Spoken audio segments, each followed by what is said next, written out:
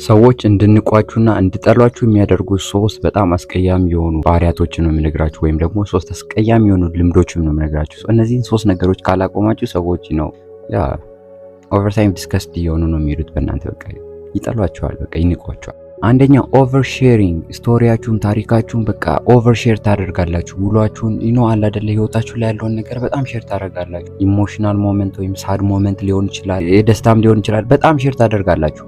በጣም ታወራላችሁ ባገኛችኋቸው ቁጥር። እንደዛ የምታደርጉ ከሆነ ምንድን ነው የሚያስቡ?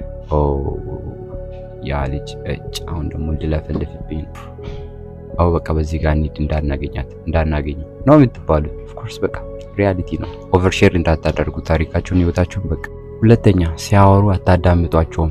አለማዳመጣቸውን ሰዎች እንደ መሰለ የሚረዱት ሰብኮንሽንስ አስበውት አይደለም ሳያስቡት። ሲያወሩ አይናቸውን ማታዩ ከሆነ፣ እንደዚህ ኖድ ማታደርጉ ከሆነ፣ መሀል ላይ ነው እውነት ነው። ያ በጣም ይገርማል። ሙሉ ቃላቶች ማትጠቀሙ ከሆነ ጀስት ነው አይን እንደዚህ ሰብሯችሁ ምናምን እየጎረጎራችሁ ምናምን